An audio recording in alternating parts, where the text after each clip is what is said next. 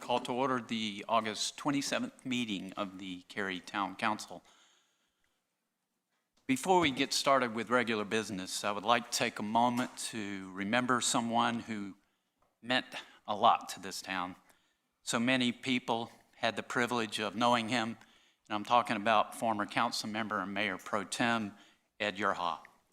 He was a scholar, a public servant, a sports enthusiast, a storyteller, and a man of deep faith.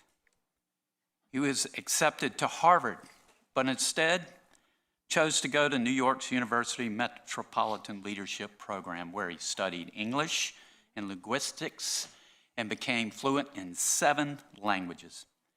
His curiosity and love for learning stayed with him throughout his entire life. Ed's professional career began at IBM, where he was a tax analyst. Excuse me. Anyone who knew Ed knew that he loved numbers and numbers mattered. If you got a number wrong or you spelled something wrong, you would hear it from Ed. And I could always count on Ed when I called on him in our weekly meetings to know that he crunched the numbers and he read every word of every document and analyzed it carefully. Our weekly phone calls were always interesting because I was often challenged to see whether he had found something I didn't. In 1995, IBM located Ed and Carol into Cary. Cary became his home, and he gave this community an extraordinary amount of time.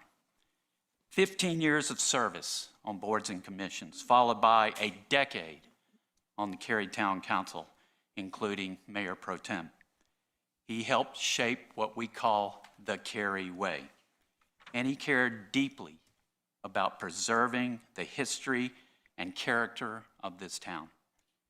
It's especially fitting that a park near his home bears his name and reflects the lasting mark he left on Cary. Of course, Ed had plenty of passions outside public service. He was a lifelong Tar Heel fan, a devoted baseball historian and statistician. He appeared on Who Wants to Be a Millionaire twice. He qualified for Jeopardy 20 times, but never was selected. But above all, Ed was my friend and a friend to so many. Ed loved people, especially his wife, Carolyn, his family, his friends, his neighbors, and the many people who worked alongside him here at Cary Town Hall. Tonight, as we remember Ed, we also want to celebrate him. His intellect, his humor, his faith, his service, and his deep love of Cary. Ed helped make Cary the community it is today. And we are grateful for his life. We are grateful for his service. And we are grateful that we had the opportunity to call him one of our own. On behalf of the town and the town council, our heartfelt condolences go to Carolyn and his family and all those who loved Ed. May Ed's memory and the many ways he served this community continue to inspire us. Thank you for listening to me and dedicate this time to such a special person. You'll notice that Mayor Pro Tem Bush is not here. She's at the visitation this evening, and his service is going to be tomorrow. So at this time, I would ask you to join me in the Pledge of Allegiance. I pledge allegiance to the flag of the United States of America and to the republic for which it stands, one nation, under God, indivisible, with liberty and justice for all.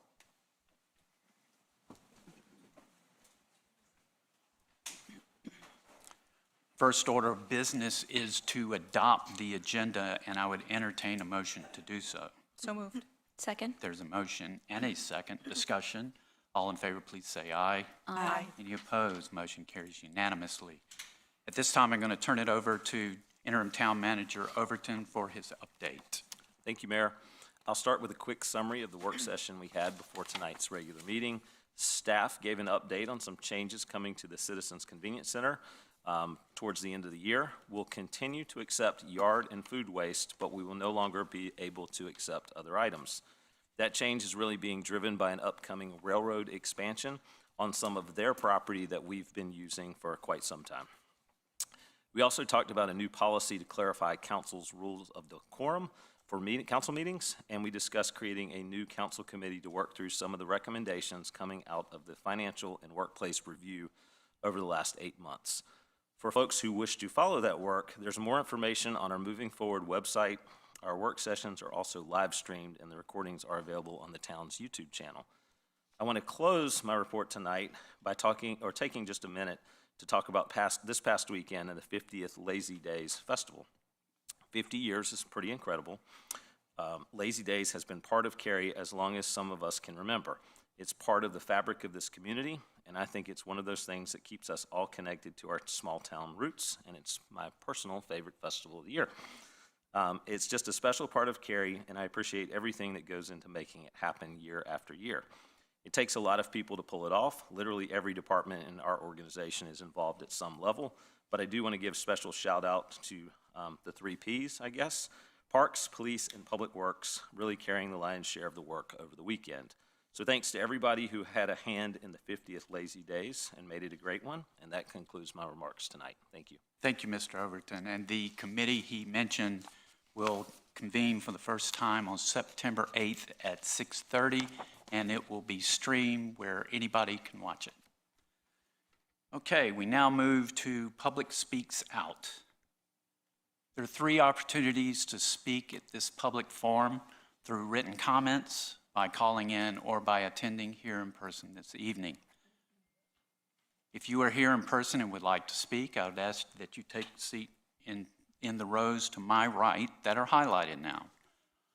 Public Speaks Out speakers have 3 minutes each for their comments and may speak on any town-related topic as long as it's not a public hearing, and that's to your benefit because public hearing speakers get more time. 3-minute time limit will be enforced, not to be rude, but to be fair to all of our speakers. We have a timer on the podium. When the light is green, that means you have at least 30 seconds remaining. When it's yellow, that means you only have 30 seconds remaining. And when it's red, that's the point I'm going to interrupt you. Again, not trying to be mean, trying to be fair to all of our speakers. I would ask that all the speakers be respectful and be civil in their comments, and direct the comments to the entire council and not to an individual. I thank everyone in the audience for understanding and respecting that this is a business meeting. Please do not applaud, make remarks from your seats, show props, or do anything else that may detract from a business meeting. And I thank you for that. So now is the time for Public Speaks Out. And I'm going to call on our clerk to read any written comments and call on any registered speakers. We've received 4 written comments. They've been emailed to council prior to the meeting, provided to council upon arrival, and attached to the online agenda. We have no call-in speakers, and our first in-person speaker is Kimberly Martanen.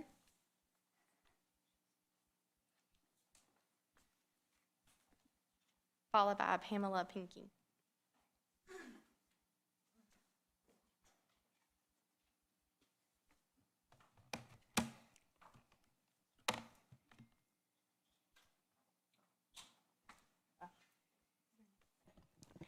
Good afternoon, Council.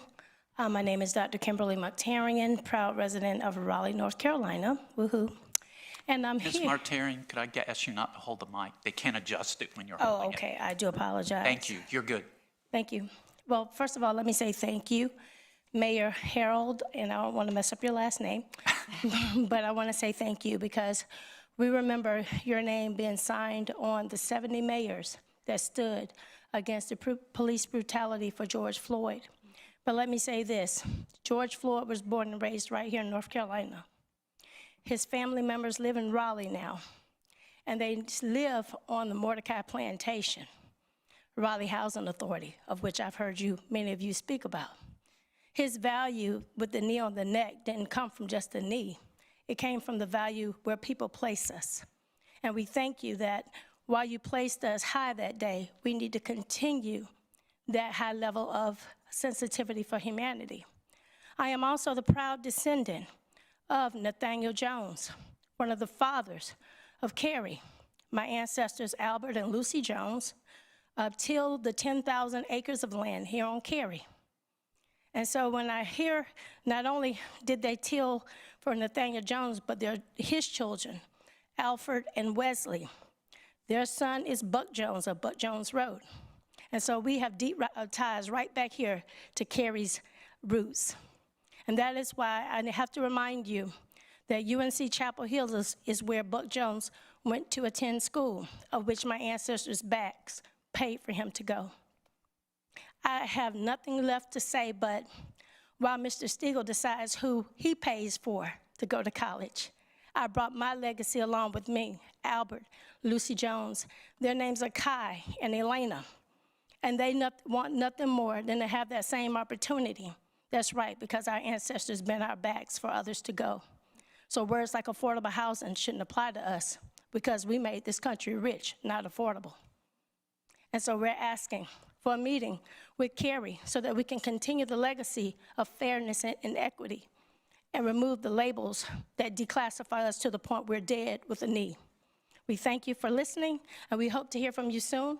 You will receive a link with all of our information. We're also the proud descendants of Lincolnville, Freedman's Village, which is located on North Carolina State University's Carter Finley Stadium and Lenovo Center. The cemetery is in the heart of the parking lot, and it was a Freedman's Village before the state made us sell the church for $1 and build what you now call North Carolina Museum of Art.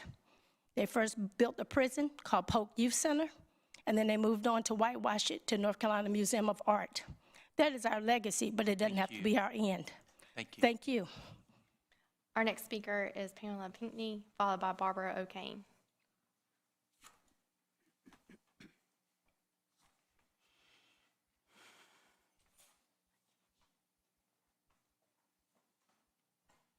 Good evening, everyone. I'm Pamela Pinckney, and I'm fairly new to Cary, as I told you before. In May, I got my honorary doctorate degree in divinity for what I do in multiple communities. I'm a presidential candidate for the United States of America for 2028, and I am a ninth cousin to George Washington, which started the first inaugurated president of the United States of America, who got this government process even going. And I just came to say thank you. I love being here. It gave me a breath of fresh air. I've started many entities. I talked to you about my Victims of Violence Fund, Truth Speaks, because victims of violence don't have adequate funding. The prosecutor represents the law, which is very flawed for victims, and the abuser or the devastating situation provides attorneys for people who go against the victims. I have Mothers Lives Matter. I have many things. I came this evening because I have been requesting a meeting with the mayor, with you, Mayor Weinbrecht, and the chief of police, because I'm interested in a hopeful, heavenly America. What I love about your city, it's clean, it's safe, it has morals and principles that are so amazing. I haven't seen a pothole since I've been here, which is amazing. I came here to change my life from a life of violence, being a victim of violence, which I have been all of my life, and I have been homeless and displaced for over 24 years as a result of reporting abuse. But I don't stand in the way of a victim. I stand in the voice of an overcomer, and I would like to work with this council, and for this council to work with me, because I am very interested in being the President of the United States of America, to make a hopeful, heavenly America. We have many concerns. We could talk about what we do and don't do, but George Washington freed the first slave in this country. I'm also related to Charles Coatsworth Pinckney, who signed the United States Constitution, who was a contradiction because he had slaves. People are not property. I would love if we could come on one page and have a conversation. I would like to bridge the gap between church, court, and community so that we will have equal opportunities for people from all walks of life. I was very troubled when I left here at the last council meeting when I heard a man attacking Mexicans. I believe our country needs to be more immigrant friendly. People come here for their lives to be safe because they're fleeing bad environments. And America is a place that's meant to be a safe place, a whole place. I'm sorry and I thank you for taking the time to hear what I have to say, and I hope I get to meet you, Mayor. I did put in a request in writing to you. Thank you. Thank you. Our next speaker is Barbara O'Kane.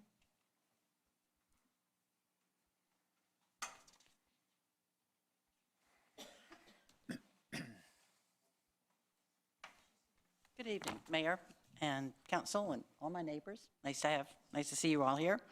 My name is Barbara O'Kane. I've been a resident of the Cary area since 1998. I am a lawyer. I'm also a professional licensed mediator. And I recently wrote you all a letter to offer some suggestions about hopefully getting us out of this public relations disaster that has been created for all of us by what's going on in this culture of extravagant spending, as the state auditor so calls it.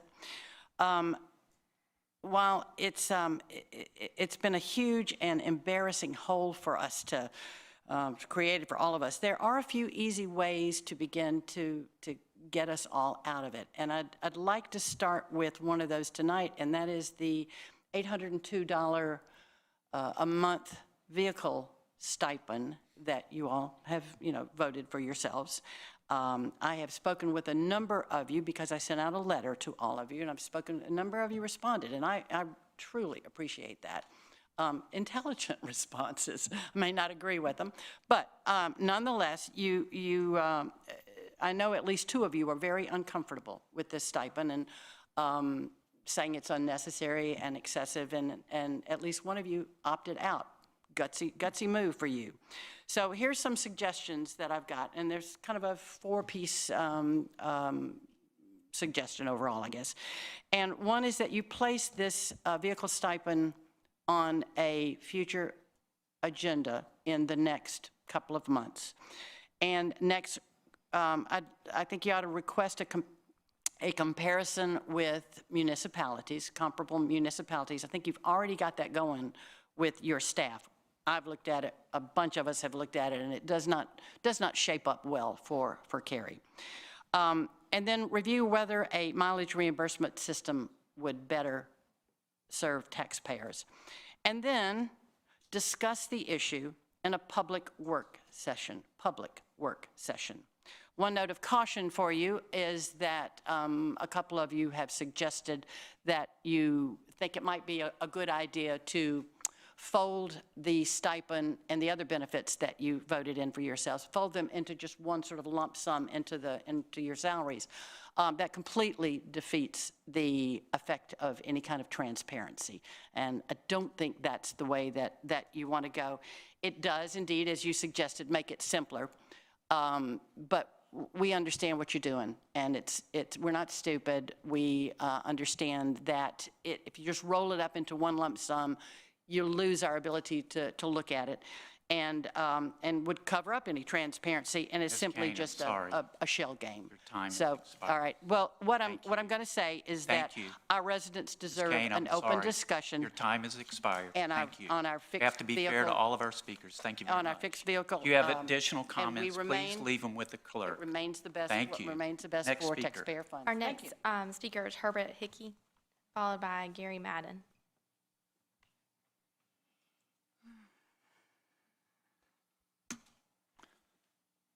Herbert would be our next speaker, followed by Gary Madden. Say those Okay. names again. Herbert Hickey, followed Mr. Hickey. Next name, by Gary Madden. Gary Madden. Next name, Okay, Donna Lubis, followed by Mark Stolman.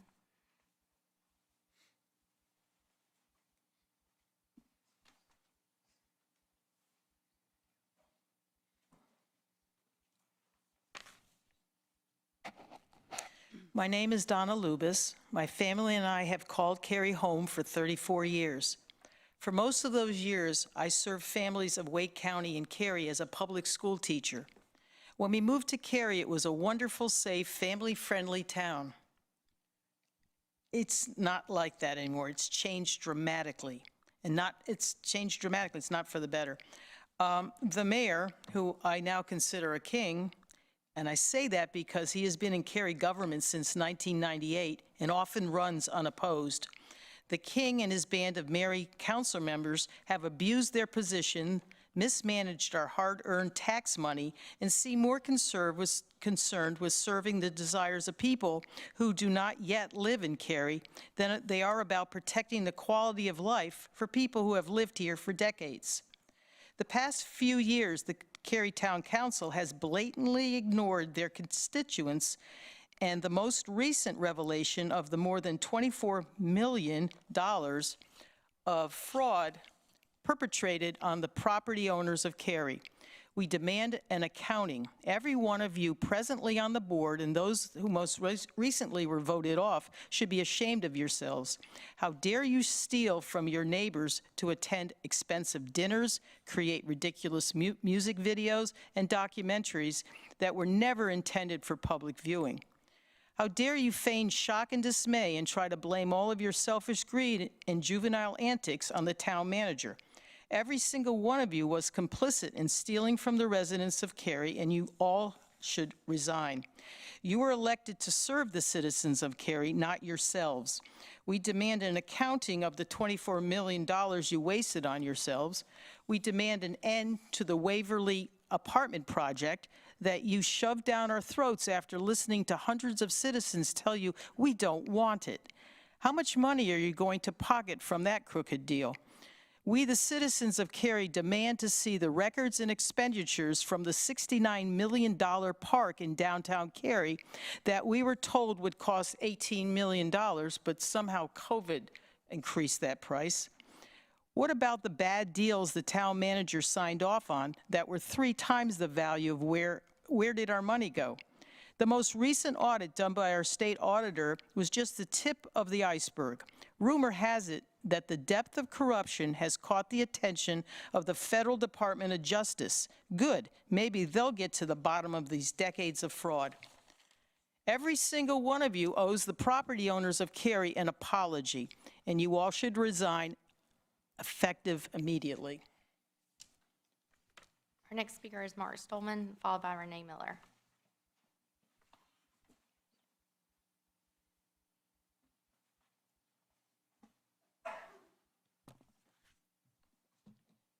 Good evening, Mr. Mayor and Cary Town Council. Good to see everybody. I put this in letter form over last weekend, but I wanted to read it publicly. Recently, the town was audited by the North Carolina State Auditor's Office, and the report highlighted several areas that need to be addressed to help restore the taxpayers' confidence that the town is spending their money appropriately and effectively. I wanted to offer a suggestion to help in this effort. I believe this would be an additional step to go along with the ones that you are now considering. I think it would also do a great deal to repair the town's damaged reputation and would not cost the town anything to implement. I'd like to offer and start to manage a citizens-based oversight committee to independently review 100% of all P-card purchases and expense reporting. This committee would be made up of 3 or 4 more volunteer citizens that have the expertise in auditing and managing expense reporting and P-card programs. This would be an addition and separate from any ongoing programs that you are currently considering. The results of these monthly audits would be made available to the town council, the town internal auditor, and also the finance director for their review and any further action if necessary. This program would be no cost to the taxpayers. It could be implemented immediately and would start with a 90-day pilot program to gauge effectiveness. I have over 30 years of experience as a North Carolina CPA and would be honored to manage such a program, as I have managed many P-card programs and expense reporting programs in both profit and not-for-profit corporations. I appreciate your consideration and hope you'll take me up on this offer. I do appreciate the response from Councilmember Brittany Richards, who reached out to me after I wrote this letter. I'm looking forward to hearing from the rest of the town council. It seems like you're maybe on the way to doing something similar to this request, so I look forward to hearing from everyone. Many of the policy changes that you are implementing or going to review don't take effect until February of '27. That's 6 months since this audit report was written, and I think that's entirely too long. I think you can implement many of these programs immediately or at least in the near future. Appreciate your time. Thank you. Our next speaker is Renee Miller, followed by Hannah Williams.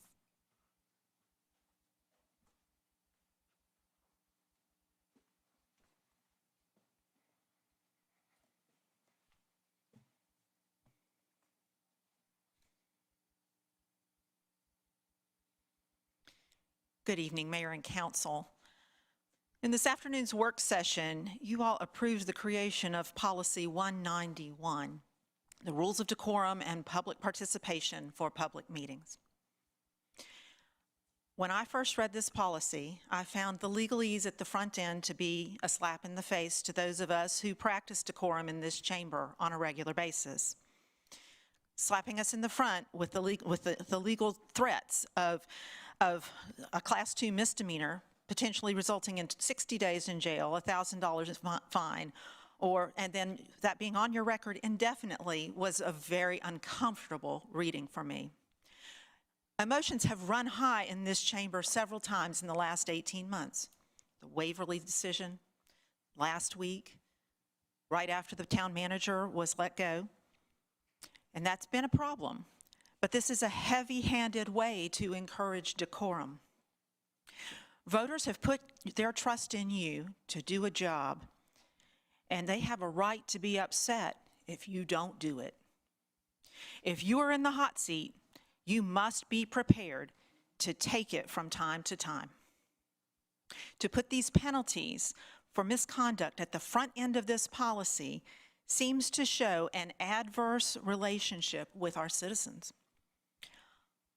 I would suggest that as you amend this policy, as discussed in today's work session, you consider moving these penalties to the end rather than the beginning.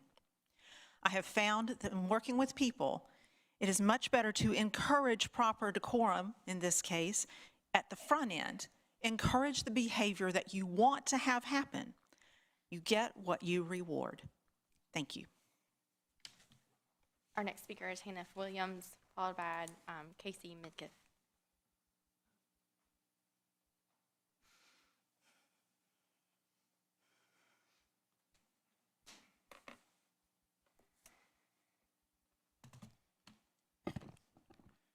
Good evening, Mayor, Town Council, Madam Clerk. I came in here earlier, and I would have had something different than when I read this, what took place, Mrs. Miller just spoke about. You continue to put veneer on things that need to be addressed. I have mentioned it last time I stood before you. I advised you, I predicted that what was going to happen, but you continue to ignore it. Nevertheless, first, I do want to publicly thank our Chief of Police for his communication with me, his professionalism, continue efforts to ensure the safety of our community. Thank you, Chief Salt, for that communication. However, tonight, I'll also come with an acute sense of the communal concerns. I am profoundly perplexed that some of the members of this council have abruptly stopped corresponding with me, despite my transparency and your verbal promises of accountability. Perhaps that perplexity is somewhat comforted because all indications suggest that the sand in your political hourglass is rapidly running out. But this is bigger than personalities. This is about accountability. And I want to go through some dates to remind you. 16 days ago, August 11th, State Auditor, the Honorable David Bullock, confirmed that his investigation into Cary remains open. This is not over. I talked about this in January with you all, and emails that at that time was being responded to. I do want to mention that 65 days from now is Halloween. And based on the carefully worded press releases, the monster, ghost, and goblin were apparently former town manager Sean Stiegel.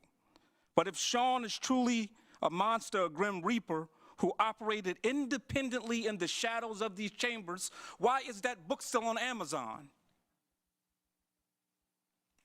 But here's the last date for you.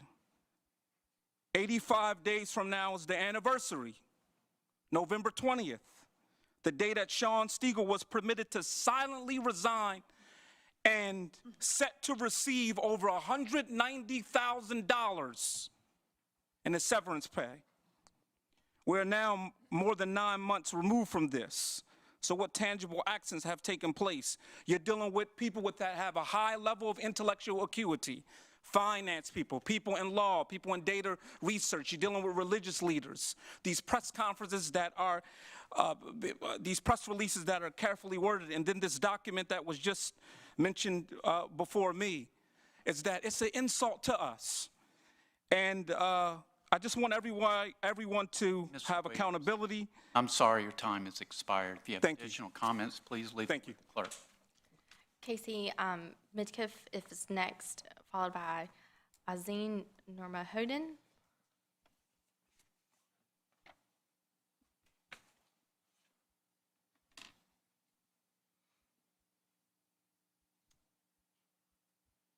Good evening. I'm Casey Midkiff, and I thank you for this opportunity to speak about an issue that might affect my neighborhood. Thank you. The mayor recently posted on his blog about the potential sale of property at 600 and 604 Kildare Farm Road. This property is a large swath of wooded land between Cary Elementary and Shirley Drive. It is my understanding that this property was purchased by Sean Stiegel without permission of town council for a little over $1 million. While I absolutely agree that transparency and good stewardship of taxpayer dollars is extremely important, I would like to ask that the council consider some of the other priorities of citizens in this matter. From the wording on the blog, it's clear that selling this land would be primarily a face-saving measure after the devastating audit. But I believe this could be an opportunity to show the public that you hear their concerns about overdevelopment and that you prioritize natural and historic preservation. This land is one of the last natural areas in downtown Cary. It is pristine. The pine trees create an incredible canopy, providing shade and habitat for innumerable wild critters. My home on Shirley Drive is adjacent, and I realize now you'd probably be bored if I listed all of the critters that I have seen, so I'll just tell you the coolest ones. We have box turtles, we have coyotes, we have red-tailed hawks, and we even have barred owls. Speaking of the Greenway, my neighbors and I are puzzled over why the town would build a beautiful greenway and then almost immediately allow it to be ungreened by development. It doesn't make sense. It's like giving us a gift and then taking it away. As Cary continues to grow and change, many of us are reaching back to the town's colorful history and making sure its roots are understood and preserved. The land in question is the original site of Cary's first African-American church, founded in 1883. The remnants of this church can be found along the Greenway corridor. We ask that you do more to commemorate this site rather than allow it to be destroyed by development. In the blog post, the mayor admits that the sale could potentially be at a loss to the town. It seems evident that trying to offload it would indeed be tricky and almost definitely not lucrative. The forest hides very rough terrain and a steep gully that collects stormwater. This land would be incredibly difficult and expensive to improve enough for development, likely requiring a reduced price to make it attractive to developers. And of course, we would lose drainage around our properties, something that so many of our neighbors struggle with after clear cutting for the Greenway. So I only have 12 seconds left, so I wanted to suggest that, that the town keep this land and preserve it, maybe even make it into something that commemorates the history and preserves the wildlife there. So. Thank you. Our next speaker is Azim, if I'm saying that right.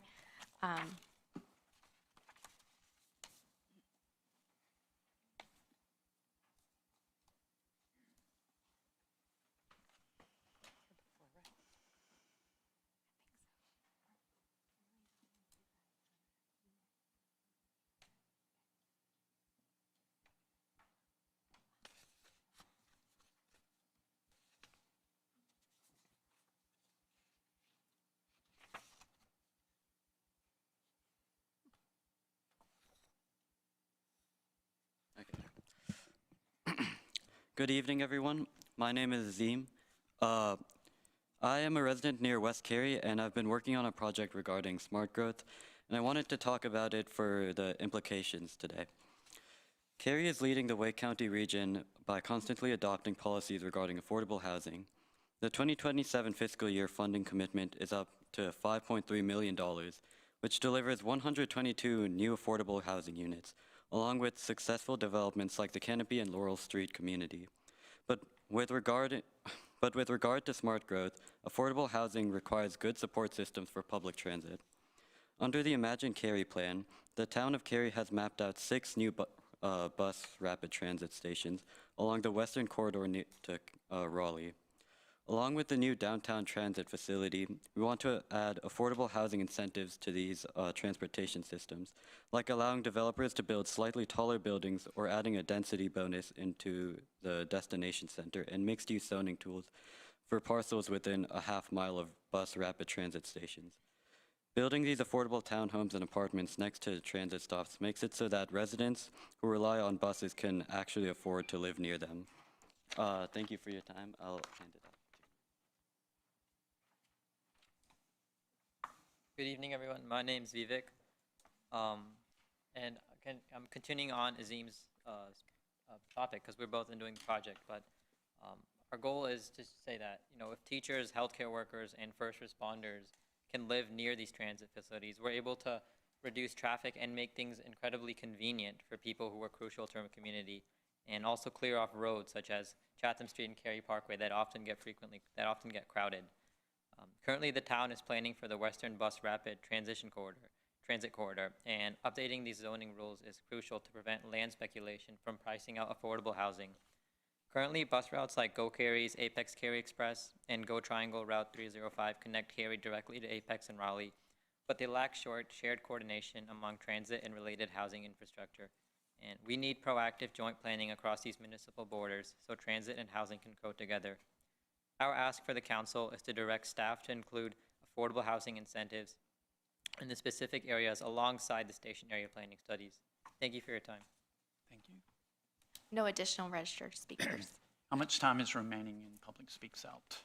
We started at 6:42, so Still have a about- few minutes. If you're here and like to speak at Public Speaks Out and did not sign up, now is your opportunity, and I would invite you forward.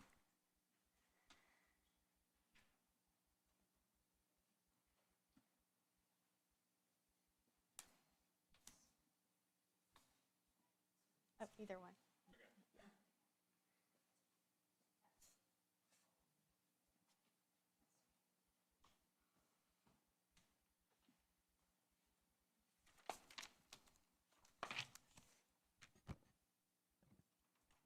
Is this good? You'll have to pardon my informality. Not really used to this type of thing, but my name is Evan Glass, and I have lived over by Symphony Lake for all 25 years of my life here in Cary, North Carolina. And ever since I turned 18 and got my license, I have been warned about the drivers and speed that people travel on Ederly Drive. Yesterday, a resident of the independent senior living facility, Modena Cary, passed tragically in an accident crossing one of the designated crosswalks about halfway up the hill between Symphony Lake and Black and Veatch business area. I have always noticed that on this road people speed, and I feel that this crosswalk, as nice as it is to have it directly across from a residential area, is not safe in its current position. I think that as we should be expecting drivers to slow down and prepare to stop, the combination of the hill and people trying to beat the red light at the bottom of the hill, I just don't feel like that's a safe position. I would recommend revisiting the positioning of crosswalks in the area and adding an alternative for people in the trying to use the greenway or access the greenway from the residential area.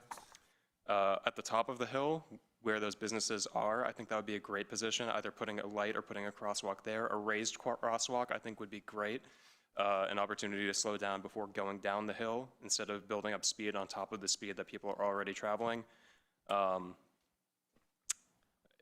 you know, I felt like I was going to bring this up like 2 weeks ago at a town hall meeting just because, you know, I've been living here for so long. I've always worried about that. I've stopped for people using the crosswalk and seeing the person in the left lane shoot right past me, even though someone's walking their bike across or even someone with a stroller, and it's always scared me. So with this incident that happened yesterday, I feel like I had to come here today and bring up the matter, and hopefully a solution is reached. Thank you. Anyone else to speak at Public Speaks Out? Seeing no one, will close Public Speaks Out. I just want to clarify something. Don't usually do this, but Ms. Glover, in our work session, I want to make sure we clarify what we did was pull existing information out of one policy and put it in another, 143 to 191. We did not add or change anything. We rearranged and put things all in one place, but the intent was not to change current procedure. So sadly, some of the media seems to make up stories, so I want to make sure we're very clear on that. We did not change anything. Okay, so now we move to the agenda portion of tonight's meeting. For the benefit of people watching our meeting on TV, I'm going to take a moment to review all the items and comments on the consent agenda. One vote approves all of these items. On the consent agenda, we have annual report of utility oversize reimbursement for fiscal year 2026. Act 37, Imagine Cary Community Plan, Engage and Move Chapter Updates, and Act 38, Land Development Ordinance, LDO Amendments. Contract for preliminary engineering services for Western Wake Regional Water Reclamation Facility Liquids Treatment Expansion. Contract renewal for wastewater flow monitoring and data analysis. Bid award for the Cary Tennis Post-Tension Court renovation. Contract for Cary Tennis Park Court lighting improvements. Contract for utilities, residential, and biosolids management. Bid award for sodium hydroxide for water treatment. Equipment purchase for Aquastar meter and radio replacement. 2025 Justice Assistant Grant, JAG, technology equipment for critical incident responses. Agreements with Professional Pickleball Association, PPA, and major events funds. Approval of fiscal year 2027 insurance premium payments and minutes. Would council members like any of these items pulled from the consent agenda? If not, I would entertain a motion to approve the consent agenda. Motion to approve? Is there a motion and a second? In discussion before the vote, I want to point out several items included in the consent agenda are new or would not have previously appeared on a consent agenda. This is the result of new guidelines requiring council to look at contracts exceeding $750,000 to come in a public meeting before the governing body for consideration. That is why you're seeing all these things on the consent agenda. I also want to highlight a couple of other things. The Cary Tennis Park court tension and lighting, these projects are primarily funded through hotel occupancy, prepared food and beverage taxes, not Cary taxpayer dollars. Wake County, the City of Raleigh, and the Greater Raleigh Convention and Visitors Bureau work together to allocate portions of these revenues to projects and initiatives that attract visitors and generate economic activity throughout the Triangle. And that's exactly what's going on at the Cary Tennis Park. In addition, there is an agreement for the Professional Pickleball Association and Major Events Fund. References through staff reports were updated to clarify that these grant fundings came from the state of North Carolina.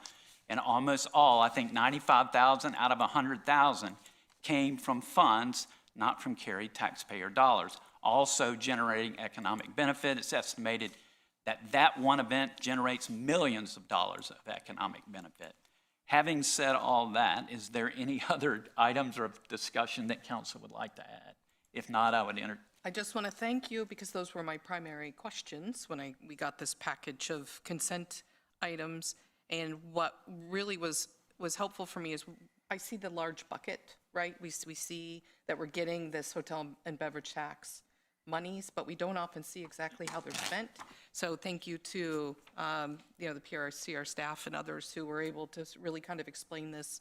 And it's been interesting to see how the sausage is made when it comes to these intergovernmental tax dollars. So thank you, and you said it far better than I would have just stumbled through it. So I had to write it down, so I wouldn't mess up. Well done, well done.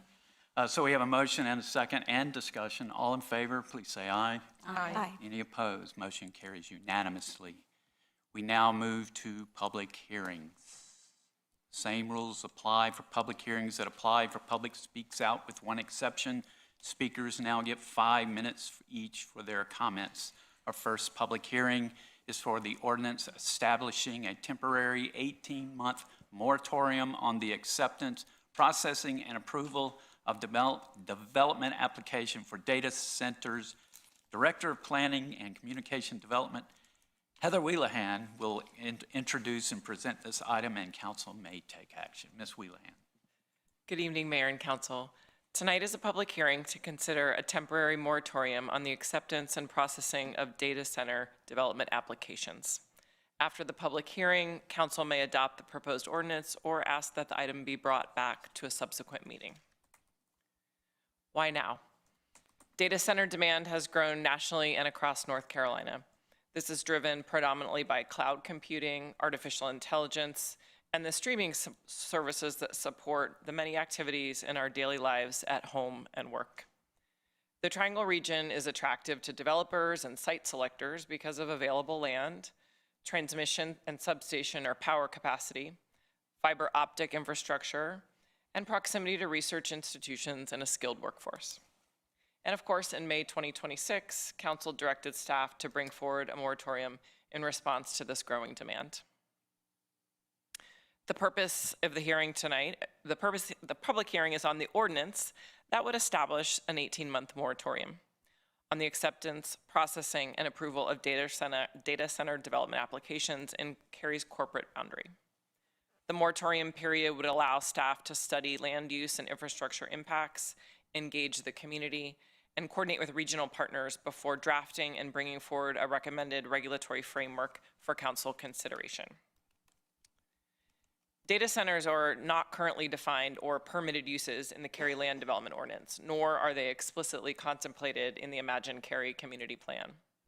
Without this vision or regulatory framework, staff and the development community lack clear guidance for where data centers should be allowed and what standards should apply. This moratorium reflects Cary's desire to establish an intentional, tailored approach in advance of considering or reacting to a specific development proposal. The moratorium is authorized under North Carolina General Statutes 160D 107, which allows a temporary pause on development applications to give municipalities time to study and adopt new or amended regulations. The statute requires a public hearing, findings identifying the conditions necessitating the moratorium, along with limits to the period reasonably necessary to address those conditions, and the actions and schedule staff will pursue.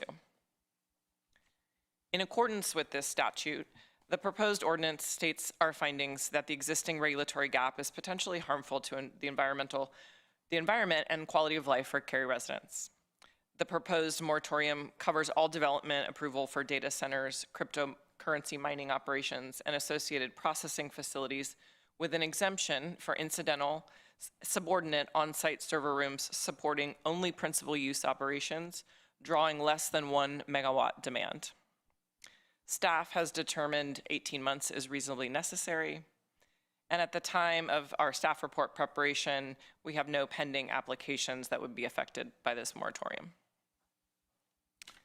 Staff anticipates completing the technical study, community engagement, and regional coordination work between now and next spring, followed by our ordinance drafting and review next summer. Staff would bring forward a recommended ordinance amendment to council for a public hearing in October, followed by Planning and Zoning Board review in December, and ultimately a council decision in February 2028, all prior to the moratorium's expiration. Staff anticipates providing council with interim progress updates throughout this period. These are the categories of impact we plan to study during the moratorium period: power demand and grid capacity, water consumption for cooling systems, noise and vibration from equipment and generators, site design and buffering given the typically large building footprints, and broader environmental considerations such as stormwater, groundwater, tree canopy, and air quality. Staff recommends that council hold the public hearing and consider adoption of the ordinance establishing the 18-month moratorium.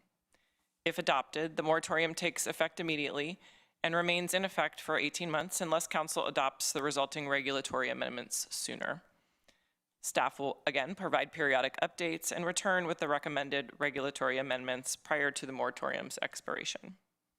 Alternatively, council may ask that the ordinance be revised and brought back at a subsequent meeting. This concludes my presentation, and after the public hearing, I'm available for any questions you may have. Thank you, Ms. Wheelahan. I'll now open the public hearing and call on the clerk for any written comments or call-in speakers or registered speakers. We received 4 written comments. They have been emailed to council prior to the meeting, provided to council upon arrival, and also attached to the online agenda. We have no call-in speakers and 1 in-person speaker, and that is Ann Stevens.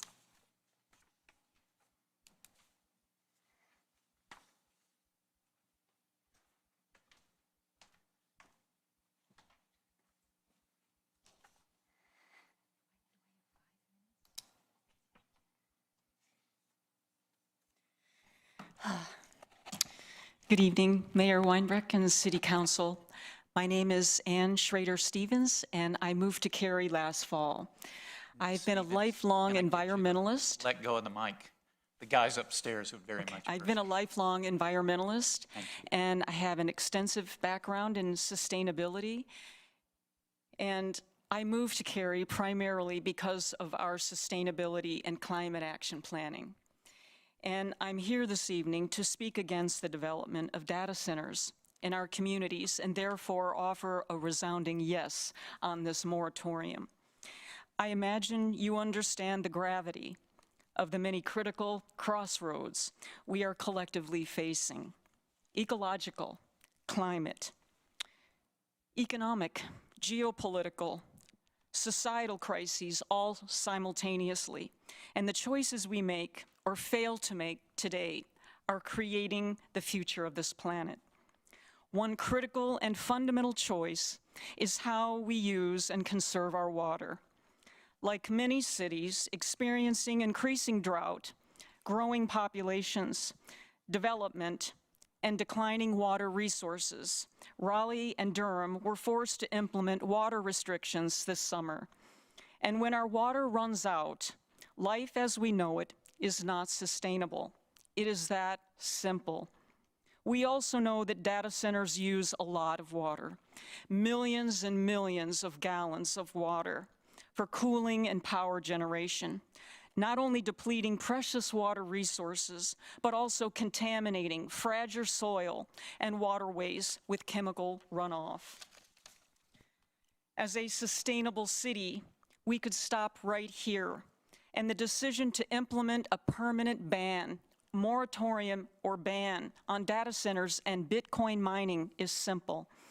With widespread drought and water restrictions on the rise, the question of whether to conserve water for human versus AI consumption should be self-evident. And if it is not, we can consider the high cost of the fossil fuel use and energy demands of these centers, running and humming 24 hours a day. There is no price worth the ecological and climate destruction caused by these data centers and the financial cost that is inevitably passed down to the communities forced to live with them. We recently fought and we prevented an 18% energy rate hike proposed by Duke Energy to pay for the rising energy demand from data centers in North Carolina during one of the hottest summers on record, and when critical, costly, and life-saving air conditioning and electricity are already at a premium.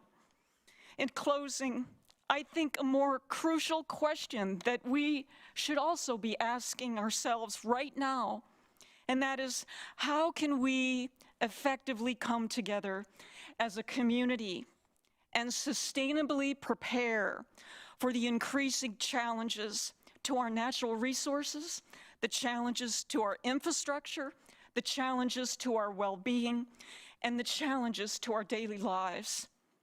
And I'm happy to help and be a part of this discussion. And thank you for your time this evening. Thank you. No additional registered speakers. If you're in the audience and would like to speak at this public hearing, now's your opportunity.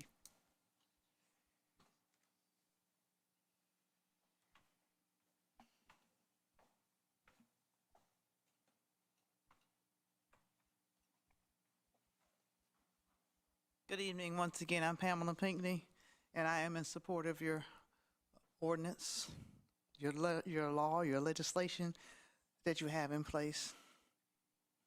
I just pray that there be a peaceful resolve between this council and the public.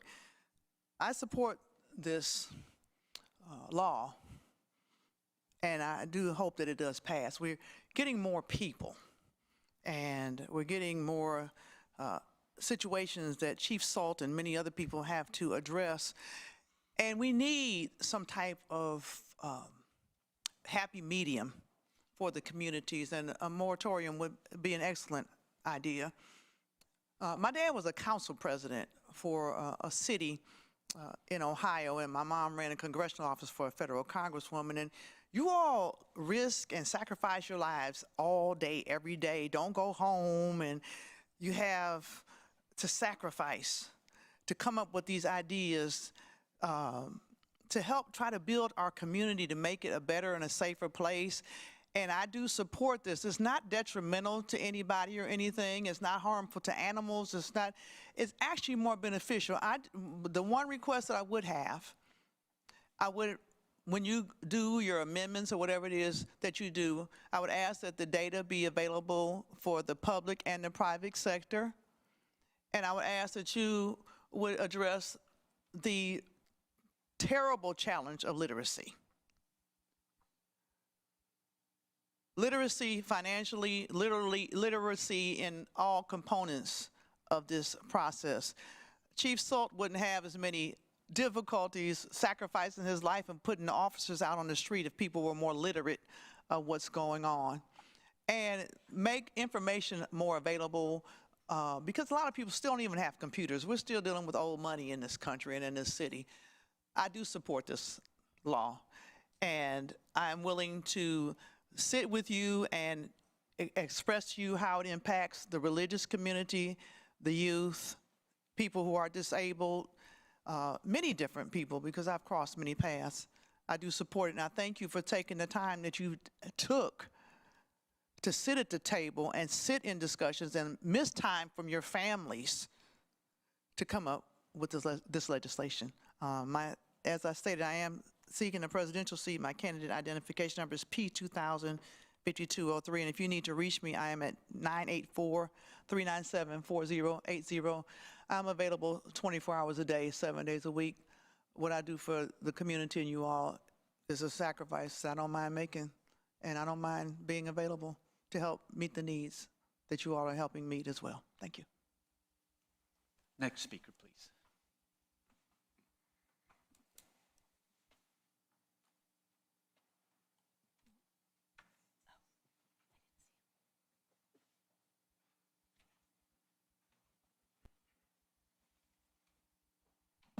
Hi, good evening. My name's Michael Morris. I've been a resident of Cary for about 20 years. I'm kind of ironic tonight that I came to hear the open session about the spending and the corruption that went on in Cary, but I saw this topic stay, and I felt I had to stay and talk about it. So I work in the IT industry. I've built data centers and stuff, run them today. I just want to say, this is silly, straight up silly. Cary has been about growth and development for the 20 years I've been here, and this sends the wrong message. Now, I'm not saying you should go build a data center next to Publix around the corner. No, no one's saying that. We have plenty of land, though. This is an opportunity, and it sends the wrong message about what Cary is about growth and opportunity. And I know you're all Democrats, probably fashion yourself as progressives. This is not progressive. This is regressive and reactionary to the public who is scared about data centers. But this is not an environmental issue. Despite what people might say and might cry about it, it's not an environmental issue. I run data centers. They use less water than golf courses. I'm a big golfer. I don't think you're going to ban golf courses in the area. This is an opportunity. I think we all know our taxes have gone up a lot in the last few years. You can charge these companies for the cost of running these data centers in our community. You can lower our taxes. You can build more greenways or pickleball arenas, whatever you're talking about earlier. Take this as an opportunity.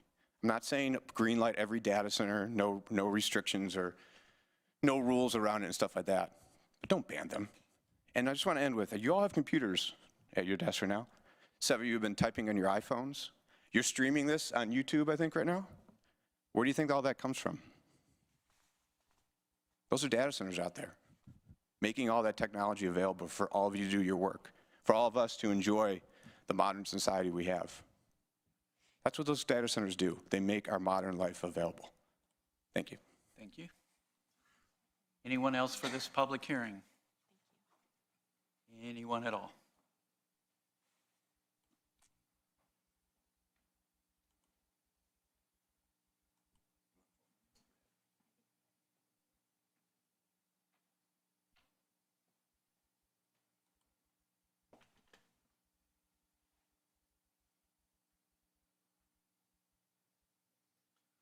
Hi, my name is Rick Trotter. I've been a resident of Cary for a while. I guess I feel like I'm responding to the previous speaker, and as well as the staff member who started this off. Moratorium is not a ban. Moratorium is a waiting period that gives us the time to discuss what the concerns are and what the regulations should be to address those concerns. We're talking about companies that have a lot of money. They have the money to do it right. We ought to require that they do it right. In order to do that, we need time to put those rules in place. That's it. Anyone else to speak at this public hearing?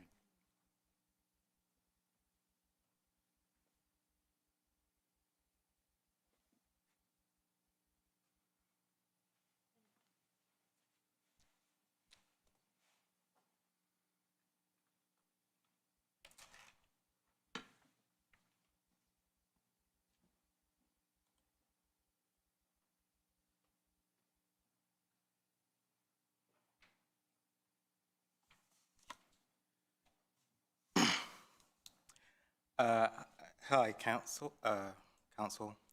I wasn't actually prepared to speak at this hearing today. Could you give us your name, please? Oh, sorry. Lowell Bass. Thank you. I'm a software engineer, and I've lived here for about 4 years. I was looking at the meeting notes, and I saw this, and I was very happy to see that you guys were considering this moratorium on getting data centers. And I felt compelled to come and speak without much preparation, because I want to make it clear that data centers are, in fact, just especially the types of data centers that are being bought by the large LLM companies, do in fact cause damage. And while there are some misconceptions that you can look into, it definitely is worth having this moratorium. And just because the building will hire a few people that normally come in from the outside and not inside the county, and you only need like a few people to run a data center, it won't actually provide any economic benefit to the city. Because I haven't prepared, I can't bring the sources, but I would be happy to look them up and speak to it later. But I think that I just want to say I support the moratorium, and you should go ahead and do the full analysis yourself. Thank you. Anyone else for the public hearing? Seeing no one, close the public hearing. Mayor Pro Tem Bush made this request, and I seconded it. So I have a whole bunch of things I want to talk about, so I'm going to let you go first. Well, I have some questions. Can Oh, we okay. do Yeah, questions go for it. First before, okay. So first off, I'd like to thank the staff. That was a really thorough staff report. You know how much I love diving into the technical side of things, and it took absolutely real effort, so thank you for that. There's one gap or question I'd love to see addressed in the work, and it's because I'm a water nerd, which everyone knows. The report lists water consumption as a concern, but unlike some of the power partners that are called out, like Duke, Energy Progress, and Apex Electric Utilities, there's no named water stakeholders within the staff report. I don't think that means you have to change the ordinance. I just would love it if you could take a, you may have already looked at that, but if you could take a look at like the Jordan Lake Regional Partnership and some of the others that exist, that would be great. I don't know if you've already done that or if that was just We haven't even gotten that far. Okay. Really, this is just embarking on the setting of the moratorium and then creating a framework for the study and the stakeholders. So thank you for that. Yeah. Great. I know that we are actually at the Jordan Lake One Water. We're getting ready to have if anybody wants to attend, you can attend our Data Center Day, where we'll be having, I don't know, data or data? Data center folks from across I know, this is a data, potato, come in and talk to us about the various impacts of data centers. The other suggestion is that you also, as you expand it, because I'm a water nerd, also look at water quality and discharge. I'm sure that Jamie Revels is just sitting there so impressed that I actually listened to him. But not just consumption. So stormwater, groundwater, cooling systems, that would be great.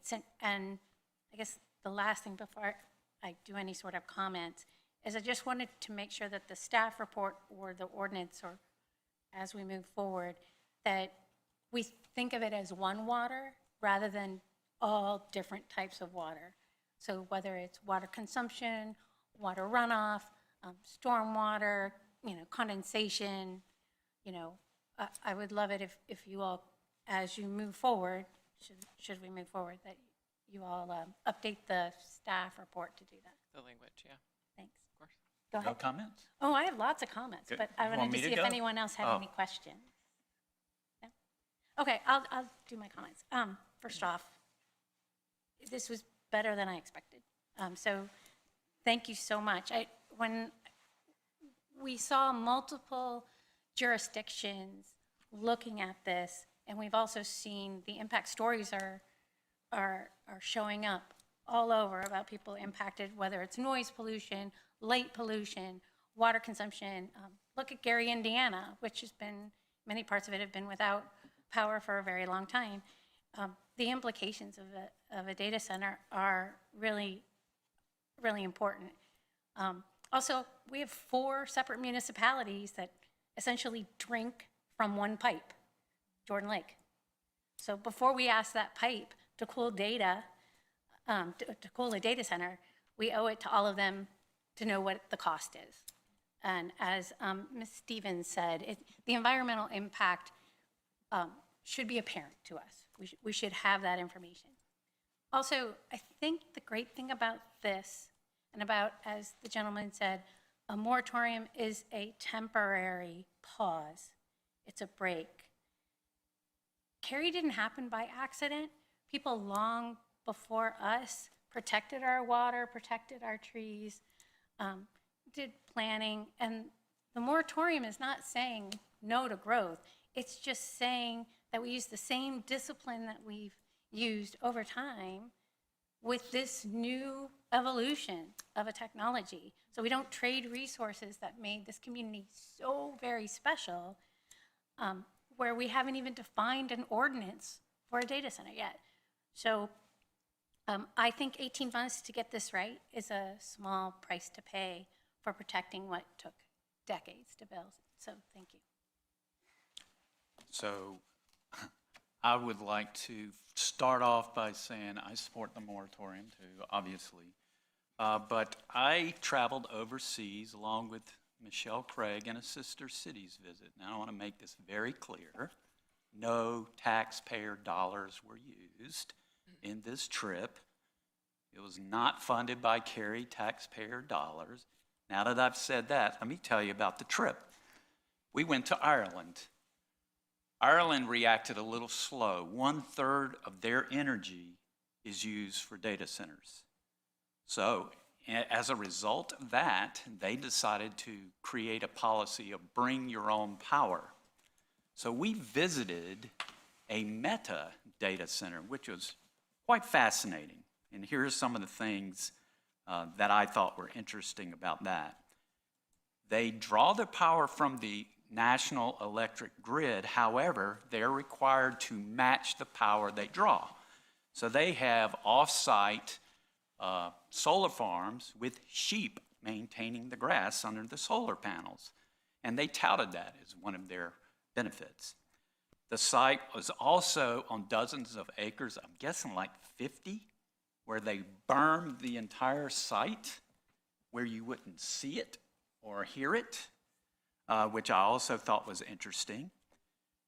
Ireland doesn't need to worry about water. It rains all the time there. However, They take the water and recycle it multiple times. So it's not like one and done, it goes out. But I'm very interested what the quality of that water is when it comes out the other end. Internally, they also took care of the environment. 92% of what they did inside that plant was diverted from the landfill, so they were very environmentally friendly. They created a community grant fund for local scientists, community programs, technology, and they have given 4.8 million euros to that fund since 2019. And what I thought was fascinating, they said they would never go to a community where they were not welcome. I'm like, wow, these are guidelines we should start looking into that Meta has done overseas and start talking about to see if they would help us create our guidelines. But into response of one of the gentlemen that spoke, this particular data center is estimated to generate 2.2 billion euros in economic impact annually, along with hundreds of jobs. And we saw hundreds of people there. Michelle, I don't know if you have anything to add, but you were there. But, you want me to go next? Yeah, but I support the moratorium. I think there's a lot of work that needs to be done, and we have things we can look at, which is what you like to do, research. So that is a great place to research how they did it. And saying they would not go into a community where they're not welcome is pretty big. Ms. Craig. You saved me from saying some of my comments. Oh. Thank you.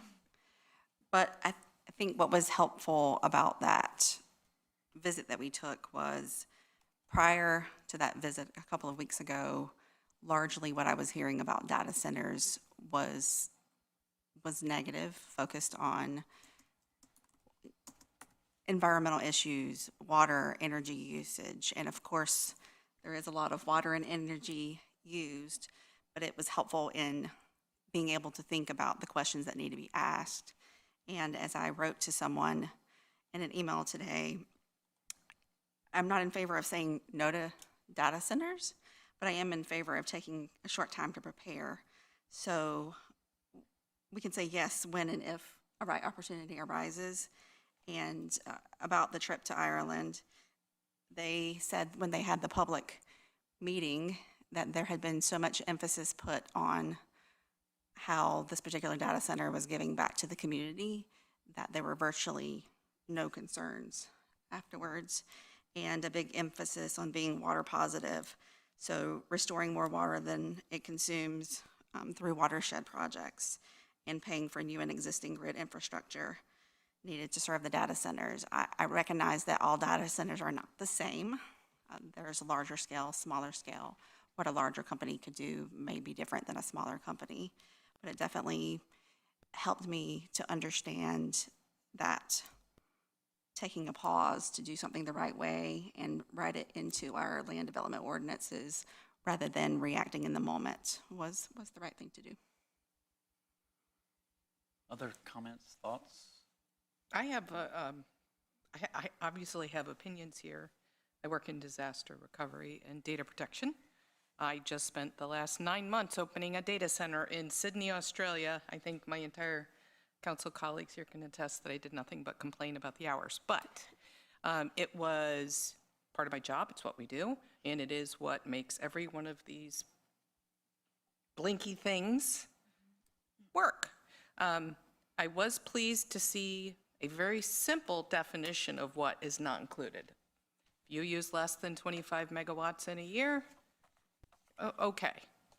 However, we do probably still need to make sure our ordinance reflects what we expect of even those, CPU-based data centers. And the thing that comes to my head, because I like to speak completely in anecdotes if I have the opportunity, we had people come here talking about pools next door making a lot of noise, right? And that's one of the things I think we don't think about that much. We think of the water and the environmental impacts, but the noise pollution from an AI data center can be really significant. But a large-scale, regular data center, I'll call it for a lack of a better word, the noise pollution can be challenging. So I think our ordinance should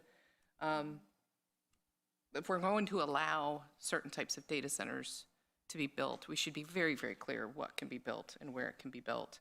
And I do believe this, I'm a little uncomfortable with just a blanket moratorium on all data centers because we don't want to say out of one side of our mouth, we're a smart city and we embrace technology, and then out of the other side of our mouth say for 18 months it all needs to come to a screeching halt inside of our boundaries. And, as Lori Bushoy says, and, not but. There is really important environmental discussions that we do need to have when it comes to AI data centers. An AI data center, you know, when we're talking about power and water, there's a very big difference between turning the air conditioning up a lot and needing huge amounts of water to cool what are, the GPUs, they run really, really hot. They produce heat, they produce noise, all those things. So what I really would like to see out of the work that comes out of staff, and I'm super confident that y'all were planning to do this anyways, but what I'd really like to see come out of here is really firm definitions, and then options so that we can allow important technical infrastructure that supports business and allows us to be that technologically savvy city that we know we are, town. I'd like to see those definitions be rock solid and absolutely clear to anybody. What I don't want to end up doing is having a murky, mealy ordinance, and then staff is forced to individually make exceptions and all of that kind of stuff. And I've read what a lot of other people are doing, and that's exactly the scenario I believe they've created, oftentimes on purpose, because when it's difficult, it's often not done. And I don't think we want to swing in that direction, right? So I would say there's also probably scads of people in Cary that can advise us and help. I'd also ask that staff talk to people locally.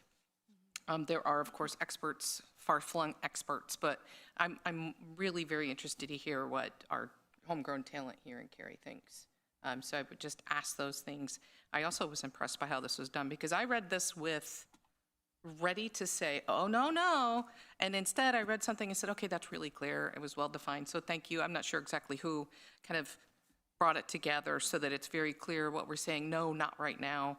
But those are my primary thoughts. I think that was pretty much everything there. But, to Lori's point too, she's not just a water nerd, she's a nerd, right? But there's several nerds on this council. So there's a lot of people here. I think that's one of the luxuries we sort of have. We have a lot of technical people on council, and we have a lot of technical people on staff. So I really have a lot of confidence we're going to be able to, this will be a temporary moratorium as a moratorium is defined, and then we'll come out of it with a really good comprehensive ordinance that'll make it easy to do business in Cary.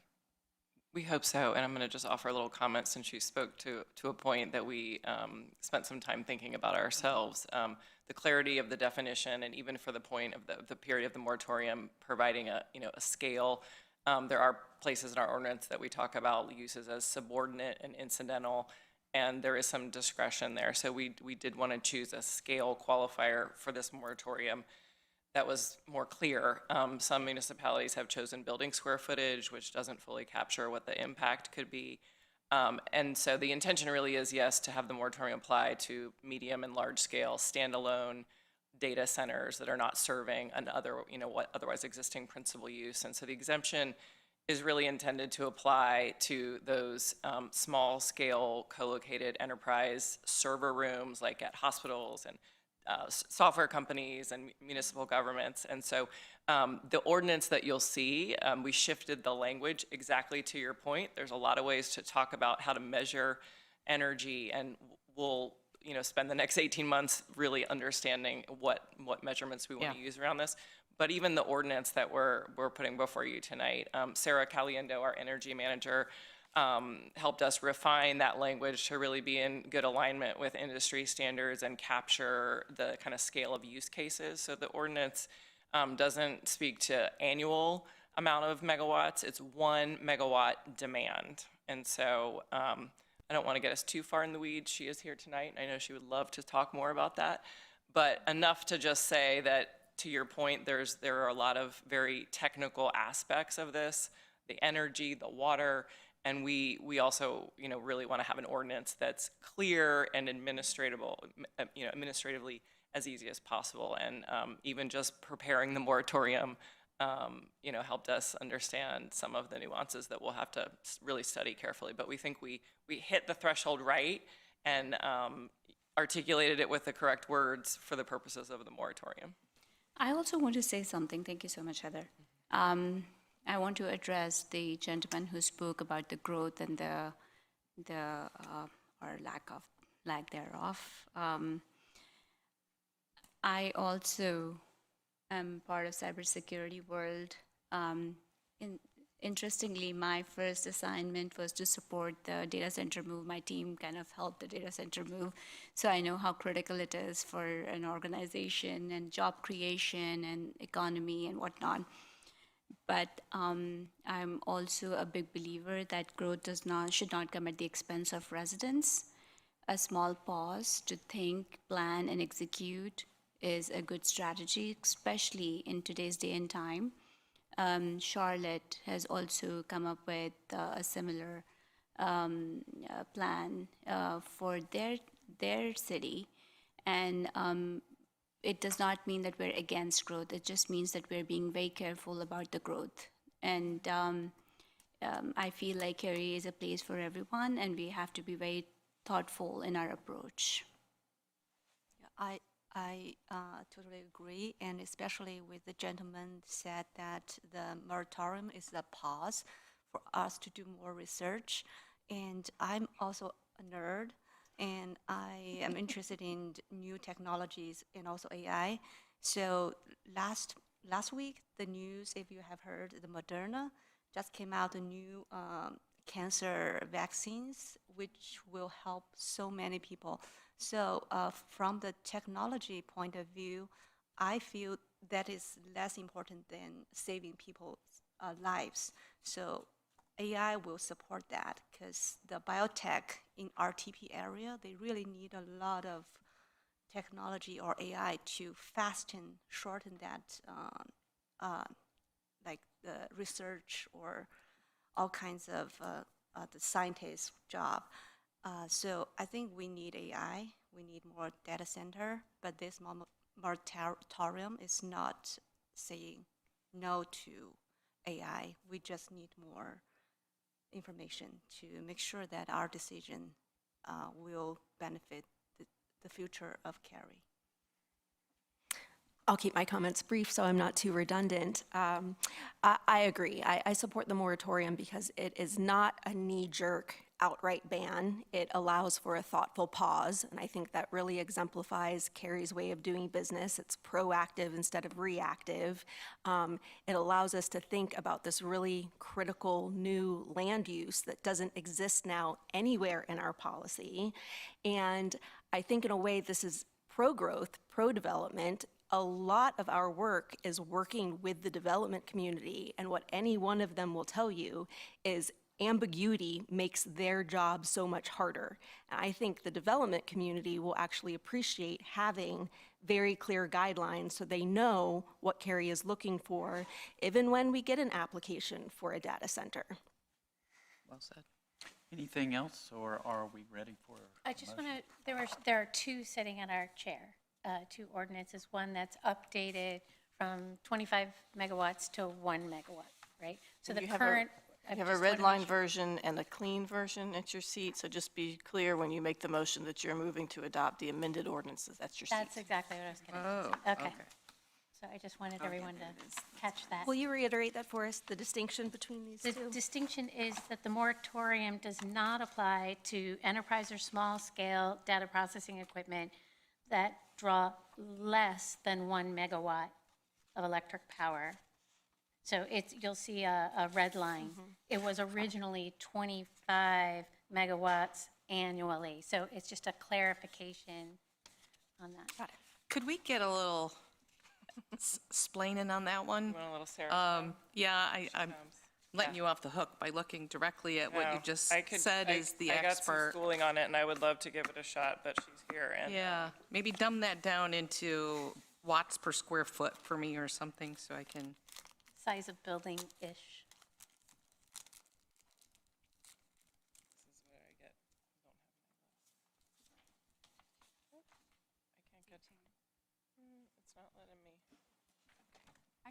There we go.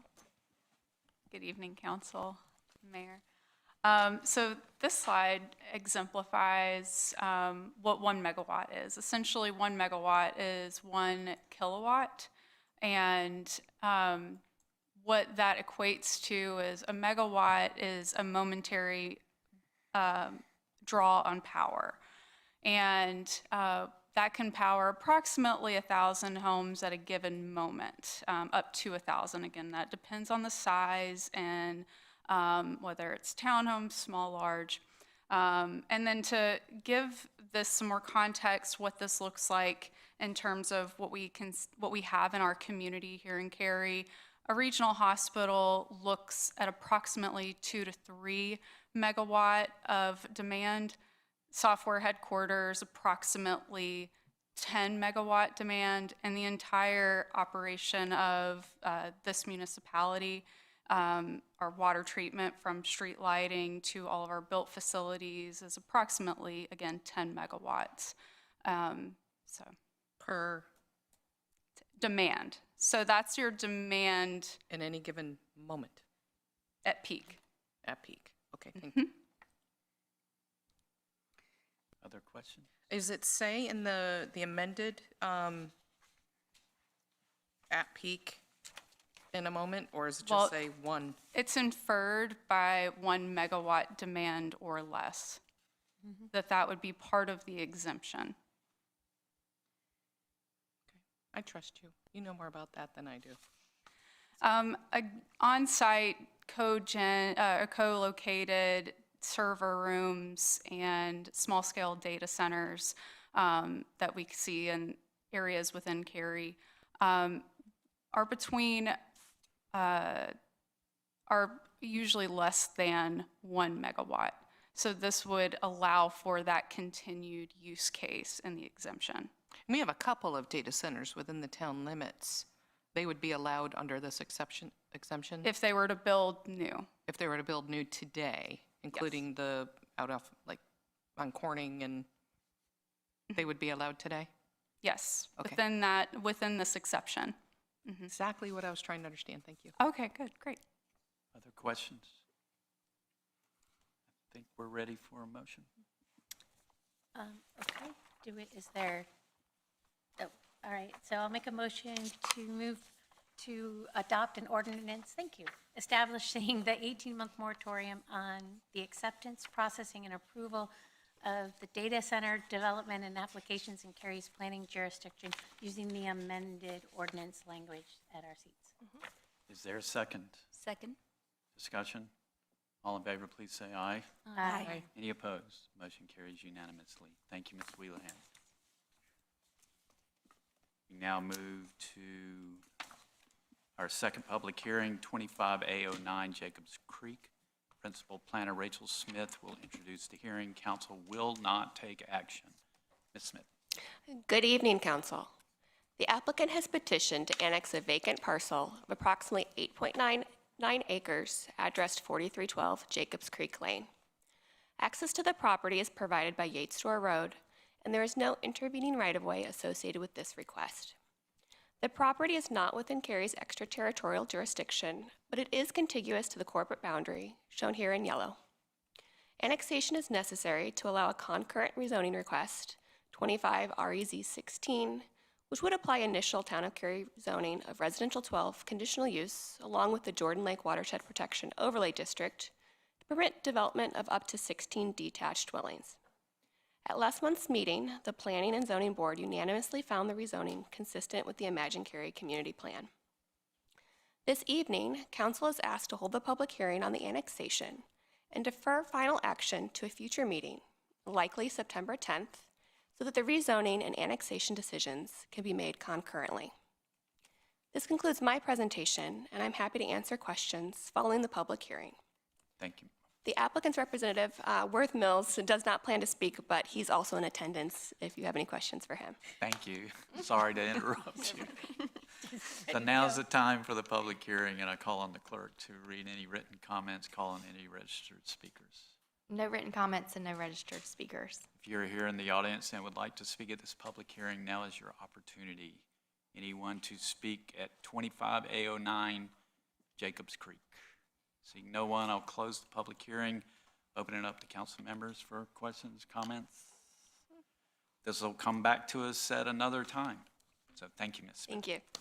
We now move to our first discussion item, proposed amendments to traffic schedule regarding parking. Chief Salt will present the item and council may take action.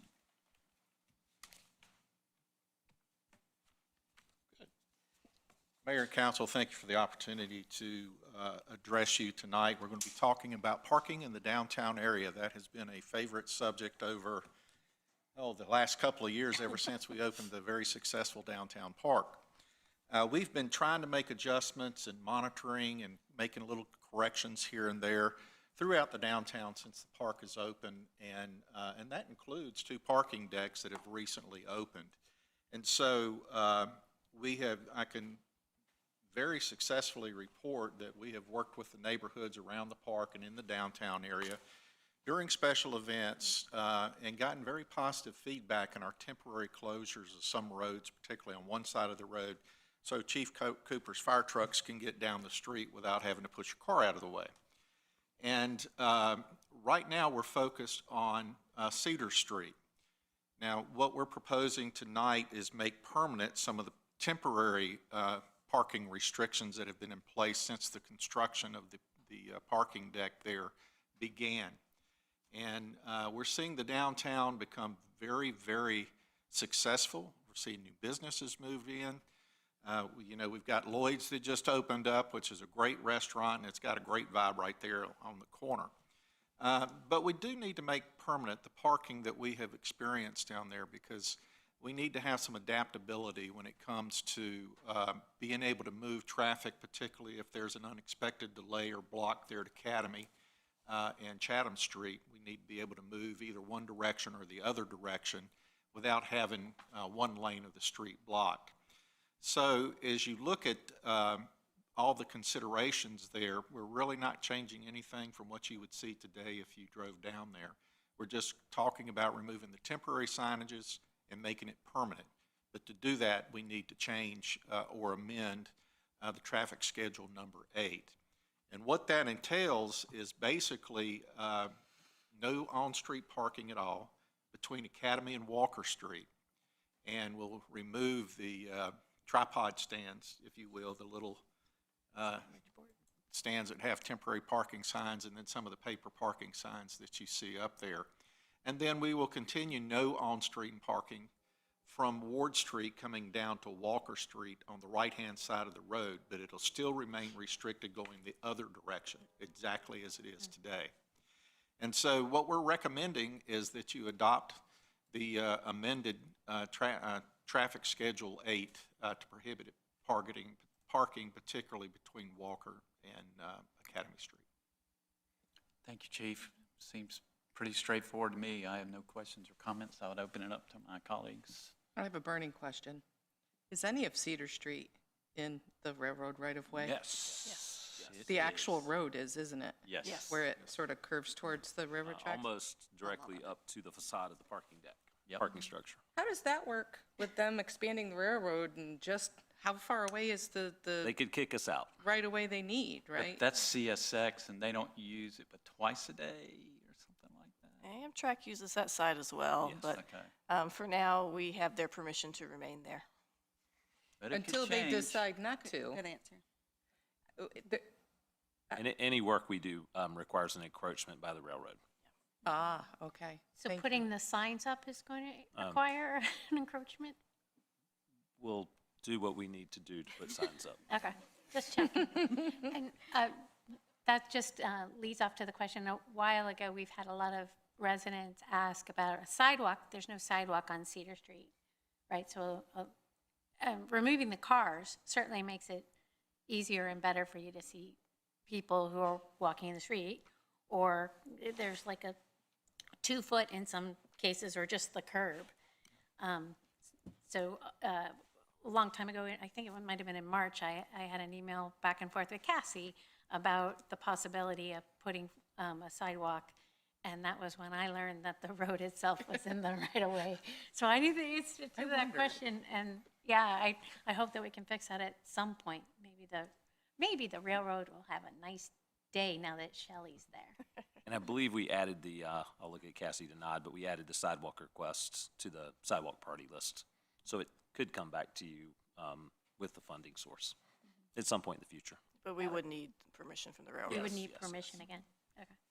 My dog can tell you the best smelling path back there behind all of the restaurants, so just let me know and I'll Okay. show you the route. The sniffs are getting a lot better, too. Yeah. they Smells are getting a little bit. Okay, we ready for a motion? I'll make a motion to amend traffic schedule 8. I'll second with the that. attached amendment. Oh, is there is that good enough? That's good. Okay. There's a motion and a second. Discussion. All in favor, please say aye. Aye. Any opposed? Motion carries unanimously. Thank you, Chief. We now need to go in closed session. I would entertain a motion to do so. Pursuant to GS 143, 318, 11A, 1, 3, and 6, I move that we hold a closed session to consult with attorneys employed by and/or retained by the town in order to preserve the attorney-client privilege between the attorneys and the town to prevent disclosure of information that is made privileged or confidential pursuant to the laws of the state not considered a public record within the meaning of Chapter 132 of the General Statute, and to consider the qualifications, competence, performance, character, fitness, conditions of appointment, or conditions of initial employment of one or more individuals, public officers, or employees. There's a motion. Second. And a second. Discussion.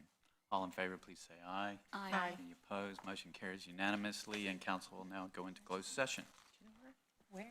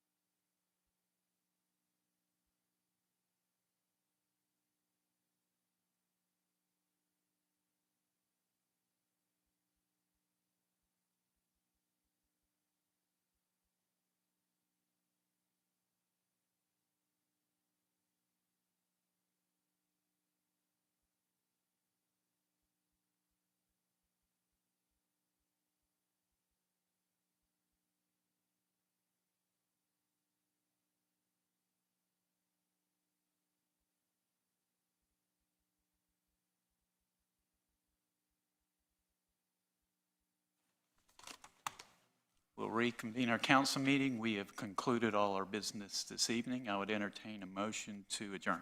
So moved? Motion? Second. Second, discussion. All in favor, please say aye. Aye. Any opposed?